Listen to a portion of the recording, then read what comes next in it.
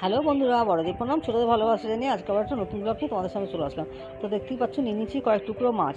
তো মাছটা হচ্ছে রুই মাছ। তো রুই মাছটাকে ভালো করে নুন হলুদ আর অর্ধেকটা লেবুর রস দিয়ে ভালো করে কিছুক্ষণের জন্য মেখে রেখে দেবো।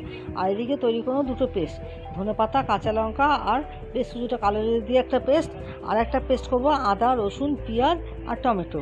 তো দুটো পেস্ট আমার রেডি। তো হচ্ছে আজকে করবো মাছের ধনিয়া রুই। তারপর কড়াই দিয়ে দিলাম সর্ষের তেল। এই মাছটা আমি সর্ষের তেল দিয়েই করবো। তারপর মাছগুলো ভালো করে সুন্দর করে কড়া করে ভেজে তুলে নেবো। আর ওই কড়াইয়ের মধ্যে আরেকটু তেল দিয়ে দিলাম আবার কিছুটা কালো জিরে, আর তারপর দিয়ে দেবো বেটে রাখা এক একে মশলাগুলো দিয়ে ভালো করে কষিয়ে নিয়ে দিয়ে দেবো আবার একটু ফেটানো দই। ভালো করে ফেটিয়ে রেখেছিলাম সেই দইটা দিয়ে ভালো করে গ্যাসের ফ্লেমটা কমিয়ে আস্তে আস্তে ঢাকা দিয়ে মশলাটা কষিয়ে নেবো। তো মশলাটা থেকে দেখো তেল ছেড়ে বেরিয়ে আসলে তারপর দিয়ে দেবো কিছুটা জলটা বেশি দেবো না, অল্পই দেবো, যেহেতু গা মাখা করবো তরকারিটা। তো তারপর ঝোলটা ফুটে উঠলে দিয়ে দিলাম মাছগুলো আগে থেকে ভেজে রাখা।